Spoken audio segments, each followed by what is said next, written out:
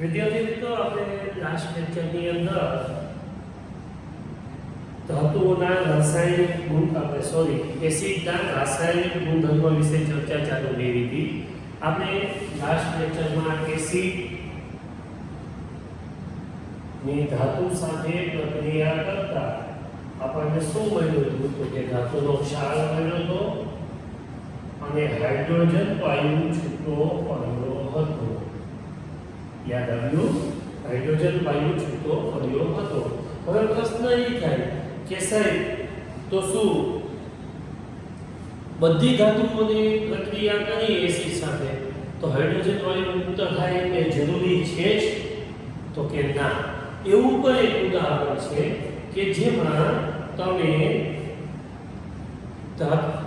એસિડની ધાતુ સાથે પ્રક્રિયા કરશે તો હાઇડ્રોજન વાયુ મુક્ત થશે નહીં. દાખલા તરીકે ઝિંક ધાતુ છે,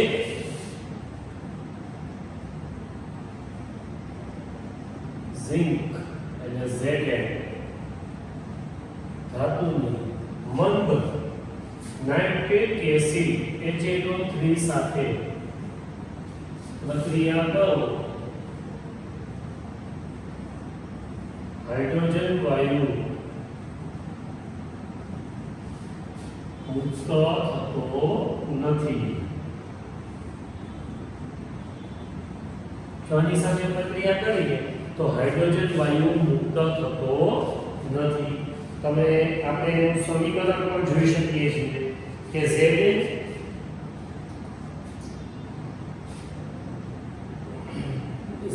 ની HNO3 સાથે પ્રક્રિયા કરીએ તો હાઇડ્રોજન વાયુ છે એ ઉત્પન્ન થતો નથી. શું કામ ઉત્પન્ન નથી થતી?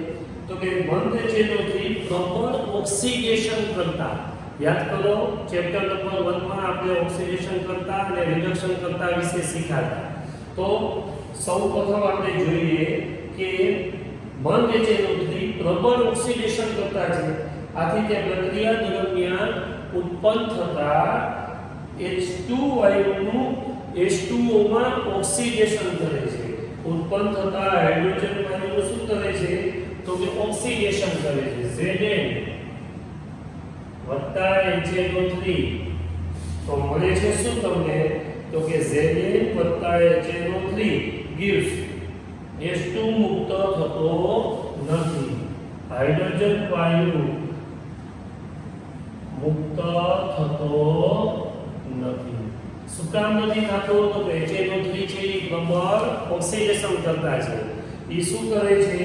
તો કે પ્રબળ ઓક્સિડેશન કરતા હોવાથી ઉત્પન્ન થતો H2 વાયુ છે એનું H2O માં ઓક્સિડેશન કરે છે. હાઇડ્રોજનનું પાણીમાં શું થઈ જાય છે?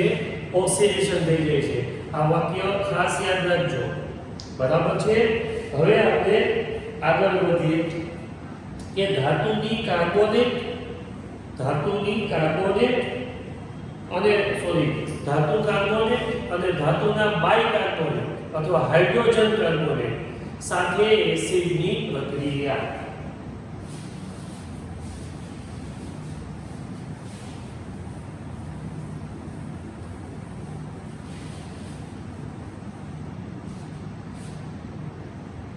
એસિડની ધાતુના કાર્બોનેટ અને ધાતુના બાય અથવા હાઇડ્રોજન કાર્બોનેટ સાથે ની પ્રક્રિયા. હવે એસિડની ધાતુના કાર્બોનેટ અને બાયકાર્બોનેટ. ધાતુના કાર્બોનેટ એટલે Na2CO3. સોડિયમ ધાતુ છે એનો કાર્બોનેટ એટલે CO3. એટલે આ છે સોડિયમ કાર્બોનેટ. અને ધોવામાં K2O બાજુમાં આવી જાય એટલે ધોવાનો સોડા કહેવાય. પછી આ છે બાયકાર્બોનેટ એટલે CO3. સોડિયમ બાયકાર્બોનેટ અથવા સોડિયમ હાઇડ્રોજન કાર્બોનેટ બે રીતે આપણે બોલી શકીએ. આ સોડિયમ કાર્બોનેટ અથવા સોડિયમ બાયકાર્બોનેટ. હવે સોડિયમ કાર્બોનેટ એટલે આની તમારે એસિડ સાથે પ્રક્રિયા તો વિદ્યાર્થી મિત્રો ટેક્સ્ટ બુકમાં એક સરસ પ્રવૃત્તિ આપી છે કે બે કસનળી લીધી, કસનળી A અને કસનળી B. બરાબર છે. કસનળી A માં 0.5 ગ્રામ સોડિયમ કાર્બોનેટ લીધો અને કસનળી B માં 0.5 ગ્રામ NaCO3 લીધો. હવે બંને કસનળીમાં આપણે 2 ml મંદ HCl ઉમેરશી. મંદ HCl ઉમેરવાનું છે. બંને કસનળીમાં આપણે શું ઉમેરવાનું છે? મંદ HCl ઉમેરવાનું છે. તો શું પ્રક્રિયા થાય છે? બરાબર છે. એનું આપણે અવલોકન શીખવાનું છે. તો કસનળી A માં જોઈએ એટલે કે આની અંદર Na2CO3 પ્લસ HCl રાસાયણિક પ્રક્રિયા થઈ અને શું મળે છે? તો કે NaCl. શું મળે છે? NaCl પ્લસ પાણી H2O પ્લસ પાણી પ્લસ CO2. ચાલો વિદ્યાર્થી મિત્રો પેલું ચેપ્ટર ભૂલવાનું નથી. રાસાયણિક સમીકરણનું સંતુલન કરીએ. સોડિયમ 2 છે, સોડિયમ 1 છે. તો શું કરવું પડશે? સોડિયમ આયનનો લગાવવો પડશે. તો ક્લોરીન 1 થઈ ગયો, ક્લોરીન 2 છે. તો અહીંયા આપણે શું કરવું પડશે? તો કે 2HCl કરી નાખીએ. શું કરી નાખીએ? 2HCl. ચેક કરો જો sodium 2, sodium 2, chlorine 2, chlorine 2, oxygen 3. અહીંયા 2 ને 3 હાઇડ્રોજન 2 હાઇડ્રોજન થઈ ગયું. સમીકરણ બેલેન્સ. આ કસનળી A ની પ્રક્રિયા થઈ. કસનળી A. હવે કસનળી B માં જોઈએ શું થાય છે. તો એ છે NaHCO3 સોડિયમ બાયકાર્બોનેટ, ખાવાનો soda, baking powder. Mummy idli છે એ પોચી પોચી થાય, ભજીયા સરસ મજાના ફૂલે. બરાબર છે. આ લોકડાઉન છે ને એટલે અમને આવડી ગયું બનાવતા. તો NaHCO3 સોડિયમ બાયકાર્બોનેટ એટલે કે ખાવાનો સોડા.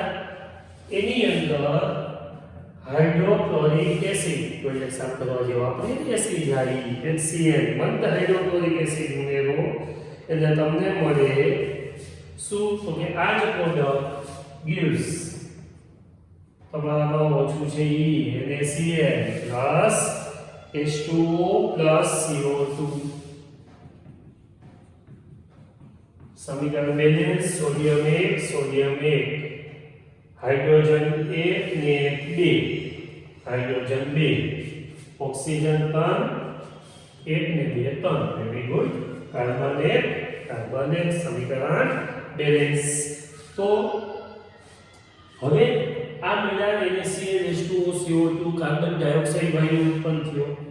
હવે આમાં પ્રવૃત્તિમાં કીધું છે કે કસ્તરીમાં ઉદ્ભવતા વાયુ એટલે કયો વાયુ ઉદ્ભવ્યો? Carbon dioxide. આ ગેસિયસ સ્વરૂપમાં વાયુ સ્વરૂપે છે. આ કાર્બન ડાયોક્સાઇડ વાયુ ઉદ્ભવ્યો તો આ કાર્બન ડાયોક્સાઇડ વાયુ છે એને ચૂનાના નીકળ્યા પાણીમાંથી બરાબર છે એટલે કે કેલ્શિયમ હાઇડ્રોક્સાઇડના દ્રાવણમાંથી પસાર કરો. એટલે કે ચૂનાનું નીકળ્યું પાણી અથવા ફોરેલો ચૂનો CaOH twice કેલ્શિયમ હાઇડ્રોક્સાઇડ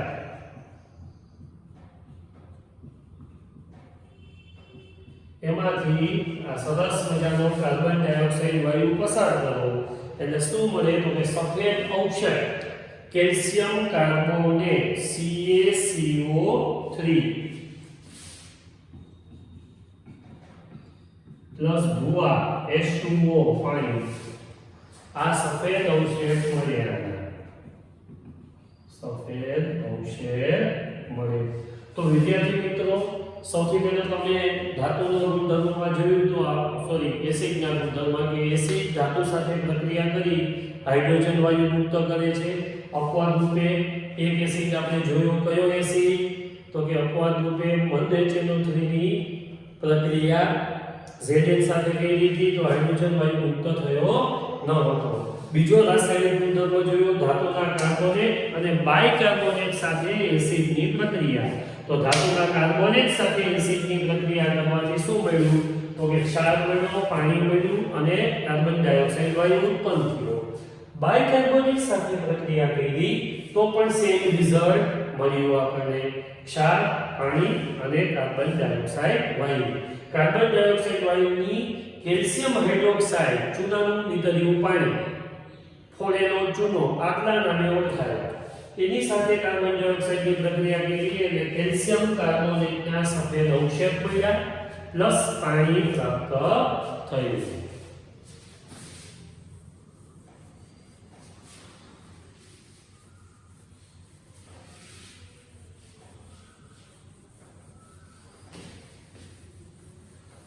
હવે આપણે આગળ વધીએ તો આના પરથી આપણે એવું શીખ્યા કે ધાતુ કાર્બોનેટ કે ધાતુનો હાઇડ્રોજન કાર્બોનેટ, બાયકાર્બોનેટ અથવા હાઇડ્રોજન કાર્બોનેટની એસિડ સાથે પ્રક્રિયા કરતા ક્ષાર, કાર્બન ડાયોક્સાઇડ અને પાણી પ્રાપ્ત થયું. હવે એસિડ અને બેઝ એકબીજા સાથે કેવી રીતે પ્રક્રિયા કરે છે? એસિડ અને બેઝ એકબીજા સાથે કેવી રીતે પ્રક્રિયા કરે છે એ હવે આપણે ખાસ સમજીએ.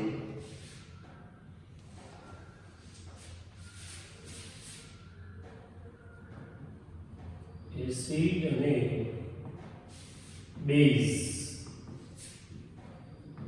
એકબીજા સાથે કેવી રીતે પ્રક્રિયા કરે છે? વિદ્યાર્થી મિત્રો, તમને બધું ટેક્સ્ટબુકમાં પ્રવૃત્તિ સ્વરૂપે સમજાવ્યું છે. તો આમાં પણ પ્રવૃત્તિ છે કે ભાઈ એક કસ ગણી લો, એમાં 2 ml NaOH સોડિયમ હાઇડ્રોક્સાઇડ પ્રબળ બેઝ કહેવાય. પ્રબળ બેઝ, પ્રબળ એસિડ થોડા વખત પછી તમને સમજાવીશ. તો 2 ml મંદ NaOH નું દ્રાવણ લો અને તેમાં ફિનોલ્ફથેલિન દ્રાવણના 2 ટીપા ઉમેરો. યાદ કરો વિદ્યાર્થી મિત્રો, જો એક એક લેક્ચર ખાસ જોજો ને નોટ ડાઉન કરજો. મેં તમને લાસ્ટ લેક્ચરમાં કીધું હતું ફિનોલ્ફથેલિન અને મિથાઇલ ઓરેન્જ આ શું છે? સૂચક છે. સૂચક કોને કહેવાય એ પણ મેં તમને સમજાવી દીધું. હવે તો તમે જુઓ દ્રાવણનો રંગ કેવો થાય છે. હવે દ્રાવણમાં ટીપે ટીપે મંદ HCl ઉમેરો. પ્રક્રિયા મિશ્રણમાં શું કોઈ રંગ પરિવર્તન થાય છે? જો સમજો, તમે લીધો છે NaOH, એમાં ફિનોલ્ફથેલિનનું દ્રાવણ નાખ્યું, દ્રાવણના રંગમાં કંઈ જે કંઈ ફેરફાર થયો હોય, પછી એમાં ધીમે ધીમે ધીમે મંદ HCl. વિદ્યાર્થી મિત્રો, આ જે પ્રયોગ છે ને તમે 11 સાયન્સ 12 સાયન્સમાં ટાઇટ્રેશનના નામથી ઓળખાશે. તમારે પ્રયોગ કરવો પડશે કેમિસ્ટ્રીમાં. એસિડ બેઝનું ટાઇટ્રેશન, તટસ્થીકરણ જે કહીએ આપણે હાઈ, તો ટાઇટ્રેશનના નામથી ઓળખાશે. આ પ્રયોગ સમજજો, ખાસ પરીક્ષા લક્ષી કરતા પણ સમજવા માટે બહુ ઉપયોગી છે. ઓકે, તો તમે સૌથી પહેલા NaOH નું દ્રાવણ લીધું, એમાં 2 થી 3 ટીપા તમે ફિનોલ્ફથેલિનના નાખ્યા. દ્રાવણના રંગ વિશે તમે ચર્ચા કરો કે દ્રાવણનો રંગ કેવો મળે છે. તો વિદ્યાર્થી મિત્રો, સૌથી પહેલા દ્રાવણનો રંગ કેવો મળશે? તો કે તમે જેવું NaOH માં ફિનોલ્ફથેલિન નાખશો એટલે દ્રાવણનો રંગ ગુલાબી થઈ જશે. હવે તમે શું કહો છો? તો કે હવે એમાં તમે ધીમે ધીમે ધીમે ધીમે મંદ HCl ઉમેરતા જાઓ. બરાબર છે? શું એમાં કોઈ રંગ પરિવર્તન થાય છે? તો કે હા. તો કે જેવો તમે HCl નાખશો અને જ્યાં સુધી એનું તટસ્થીકરણ નહીં થાય, જેવું તમે નાખશો એટલે ગુલાબી રંગ દૂર થશે, પાછો આવી જશે. એમ કરતા કરતા જ્યારે સંપૂર્ણ તટસ્થીકરણ થઈ જશે, દ્રાવણનો ગુલાબી રંગ ગાયબ થઈ જશે. હવે પાછા NaOH ના ટીપા નાખો તો પાછો ગુલાબી રંગ આવી જશે. Is that clear? તો એસિડ અને બેઝ વચ્ચે પ્રક્રિયા થાય, એસિડ વત્તા બેઝ તો મળે ક્ષાર વત્તા પાણી. સરસ મજાનું ઉદાહરણ HCl, બેઝ એટલે NaOH, gives તમારામાં ઓછું છે NaCl પ્લસ પાણી H2O. જો આ બધા રાસાયણિક ગુણધર્મો યાદ રાખવાના છે, પરીક્ષામાં એક્ઝામમાં પૂછાય તો તમારે એસિડના રાસાયણિક ગુણધર્મ, તો એસિડની પહેલા ધાતુ સાથે પ્રક્રિયા, પછી ધાતુના કાર્બોનેટ એટલે ધાતુના બાયકાર્બોનેટ અથવા ધાતુના હાઇડ્રોજન કાર્બોનેટ સાથેની પ્રક્રિયા, અને પછી તો કે એસિડ અને બેઝ બે પોતાના વચ્ચે પ્રક્રિયા થાય તો શું થાય? તો એસિડ અને બેઝ વચ્ચે પ્રક્રિયા થાય એટલે ક્ષાર અને પાણી ઉત્પન્ન થાય છે. આમાં તો બધાને મારા ખ્યાલથી આ પરફેક્ટલી સમજાઈ ગયું હશે. બરાબર છે. હવે પછીનો રાસાયણિક ગુણધર્મ જોઈએ.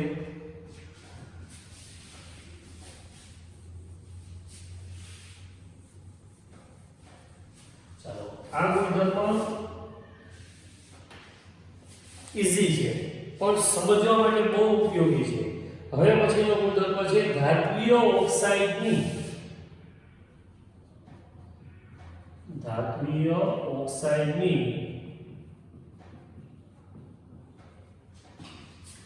એસિડ સાથે પ્રક્રિયા. તો ધાત્વિય ઓક્સાઇડ છે ને હંમેશા કયો ગુણધર્મ ધરાવે? તો કે બેઝ. ધાત્વિય ઓક્સાઇડ હંમેશા બેઝનો ગુણધર્મ ધરાવે. તો બેઝની એસિડ સાથે પ્રક્રિયા કરો તો શું મળે? તો કે ક્ષાર અને પાણી મળે. મગજમાં યાદ રાખજો, આપણે ધાતુ ચેપ્ટરમાં શીખીશું બરાબર કે ધાતુની ઓક્સિજન સાથે પ્રક્રિયાથી ધાતુના ઓક્સાઇડ મળે, અને ધાતુના ઓક્સાઇડ હંમેશા કેવા હોય? બેઝિક હોય. બેઝના ગુણધર્મ ધરાવે છે. બરાબર છે. તો ધાત્વિય ઓક્સાઇડની એસિડ સાથેની પ્રક્રિયા, તો કે સાહેબ પહેલા એ કયો કે ધાત્વિય ઓક્સાઇડ બેઝ શું કામ? તો જો તમને સમજાવું. દાખલા તરીકે Na2O સોડિયમ ઓક્સાઇડ, બરાબર. તો સોડિયમ ધાતુ છે, આ એનો ઓક્સિજન સાથેનું સંયોજન એટલે ધાત્વિય ઓક્સાઇડ.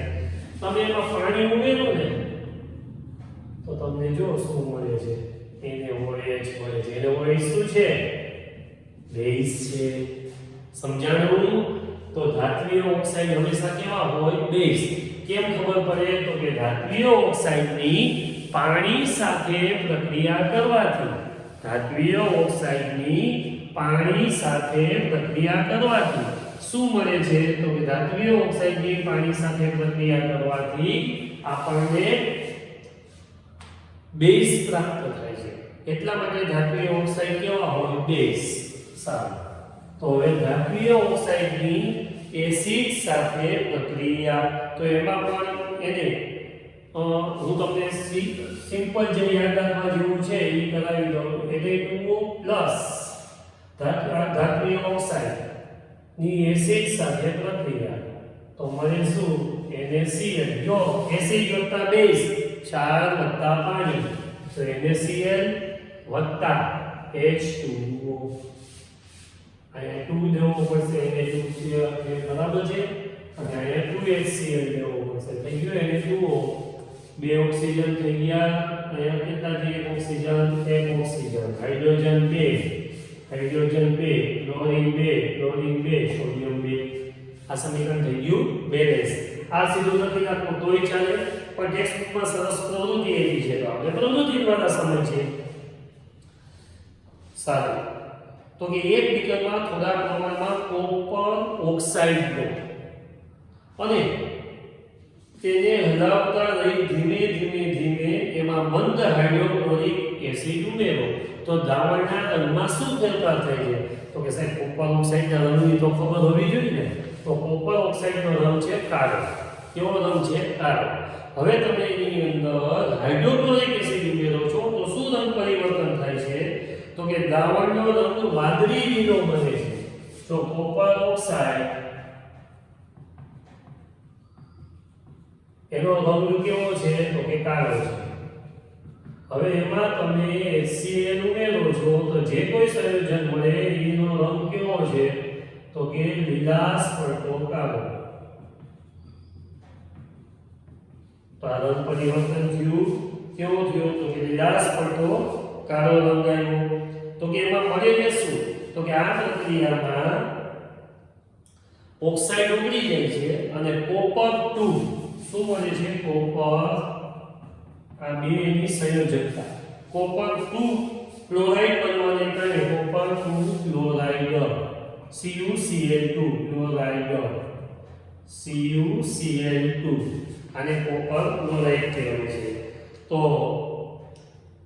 કોપર ક્લોરાઇડ ક્ષાર છે અને સાથે સાથે શું મળે છે? તો કે પાણી પણ મળે છે. તો તમને આનું સમીકરણ સરસ મજાની રીતે શીખવાડી દઉં. CuO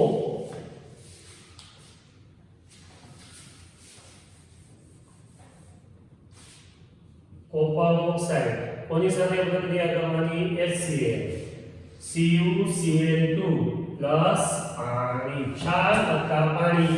આ કોપરનો ઓક્સાઇડ બેઝ ધરાવે છે. બેઝ વત્તા એસિડ એટલે ક્ષાર અને પાણી. સમીકરણ બેલેન્સ કરી શકો છો. HCl છે અહીંયા 2 HCl લઈ લ્યો. થઈ ગયું બધું સમીકરણ બેલેન્સ. આમાં કોઈને પ્રોબ્લેમ હોય તો જણાવો. Is that clear? CuO plus 2HCl gives CuCl2 plus H2O. આ તમારી પ્રક્રિયા થઈ ગઈ. પ્રક્રિયા માટેનું સમીકરણ પણ નોટ ડાઉન કરતા જો ટેક્સ્ટબુકમાં આપ્યું નથી. CuO plus 2HCl gives CuCl2 plus H2O.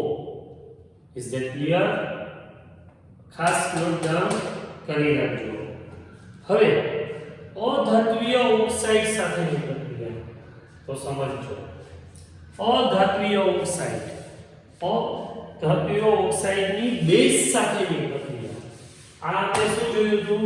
ધાત્વીય ઓક્સાઇડની acid સાથેની પ્રક્રિયા. મેં તમને શુદ્ધ ગુજરાતીમાં કીધું હતું કે ધાત્વીય ઓક્સાઇડ છે ઈ બેઝનો સ્વભાવ ધરાવે છે. શું કામ ધરાવે છે એ પણ મેં તમને સમજાવી દીધું. ધાત્વીય ઓક્સાઇડ છે એની પાણી સાથે પ્રક્રિયા કરો એટલે બેઝ બને છે. સમીકરણ પણ મેં તમને બોર્ડ ઉપર આપેલું હતું. આવી Na2O plus 2HCl gives 2 sorry આ તો ઓલી છે. Na2O plus H2O gives NaOH અથવા 2NaOH. સમીકરણ બેલેન્સ કરો એટલે બરાબર છે. હવે આપણે શીખવાનું છે અધાત્વીય ઓક્સાઇડની બેઝ સાથેની પ્રક્રિયા. અધાત્વીય ઓક્સાઇડની બેઝ સાથેની પ્રક્રિયા. હવે વિદ્યાર્થી મિત્રો તમે સમજી ગયા હશો. જે ધાતુના ઓક્સાઇડ બેઝ હોય તો અધાતુના ઓક્સાઇડ શું થાય? તો કે એસિડનો સ્વભાવ ધરાવે. અધાતુના ઓક્સાઇડ એસિડનો સ્વભાવ. તો કે સાહેબ ઉદાહરણ આપો તો જો સલ્ફર છે એ અધાતુ તત્વ છે. એનો ઓક્સાઇડ એટલે SO2 સલ્ફર ડાયોક્સાઇડ. એની પ્રક્રિયા તમે પાણી સાથે કરો એટલે તમને મળે શું? તો કે H2SO3. આને કહેવાય સલ્ફ્યુરસ એસિડ. શું કહેવાય? સલ્ફ્યુરસ એસિડ.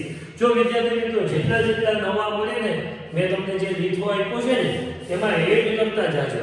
સપોઝ એમાં સલ્ફ્યુરસ એસિડનું સૂત્ર ન હોય તો તમારે લખી નાખવાનું H2SO3 સલ્ફ્યુરસ એસિડ. તો જો અધાતુના ઓક્સાઇડની પાણી સાથે પ્રક્રિયા કરો તો એસિડ પ્રાપ્ત થાય છે. હવે જોજો તો આ એસિડિક ગુણધર્મ ધરાવશે. એસિડની બેઝ સાથે પ્રક્રિયા કરો તો શું મળે? તો કે એસિડની બેઝ સાથે પ્રક્રિયા કરો તો ક્ષાર અને પાણી મળે છે. તો તમને ખબર પડી ગઈ હશે કે અધાત્વીય ઓક્સાઇડની પ્રક્રિયા તમે બેઝ સાથે કરો તો શું મળે? ક્ષાર અને પાણી મળે છે. Is that clear? સારું. તો એસિડ અને બેઝ એ આપણે કમ્પ્લીટ કર્યું કે કાર્બન ડાયોક્સાઇડ અને કેલ્શિયમ હાઇડ્રોક્સાઇડ. કાર્બન ડાયોક્સાઇડ અને કેલ્શિયમ હાઇડ્રોક્સાઇડ તો કે CaOH ટ્વાઇસ બરાબર છે. એની પ્રક્રિયા તમે કાર્બન ડાયોક્સાઇડ સાથે કરો તો એમાં જોજો કેલ્શિયમ હાઇડ્રોક્સાઇડ બેઝ છે અને કાર્બન ડાયોક્સાઇડ એ અધાતુનો ઓક્સાઇડ છે. જો CaOH ટ્વાઇસ આ બેઝ આના માટેની પ્રક્રિયા CaOH ટ્વાઇસ આ શું છે તો કે બેઝ એની અધાતુનો ઓક્સાઇડ કાર્બન ડાયોક્સાઇડ કાર્બન અધાતુ તત્વ છે એનો ઓક્સાઇડ એટલે CO2 તો મળે છે શું તમને તો કે આ તો જે હમણાં જ આપણે જોયું હતું CaCO3 H2O ક્ષાર અને પાણી આ કેમ ભાઈ એસિડ છે તો કે જો કાર્બન ડાયોક્સાઇડમાં પાણી ઉમેરો તો મળ્યું H2CO3 કાર્બનિક એસિડ ઇઝ ધેટ ક્લિયર ખબર પડી તો વિદ્યાર્થી મિત્રો આજે આપણે આટલું સ્ટોપ રાખીએ હવે તમે પછીના લેક્ચરમાં એસિડ અને બેઝની અંદર શું સમાનતા છે એસિડનું આયનિક શું કામ એસિડ છે શું કામ બેઝ છે એના વિશે શીખશે એ પોઈન્ટ સમજાશે પછી એના પછી ખૂબ જ આઈપી પોઈન્ટ આવશે pH માપક્રમ વિશે તો બધા બાળકો આ બધું ઘરે સ્ટડી કરજો બધી વ્યવસ્થિત નોટ્સ બનાવજો થેન્ક યુ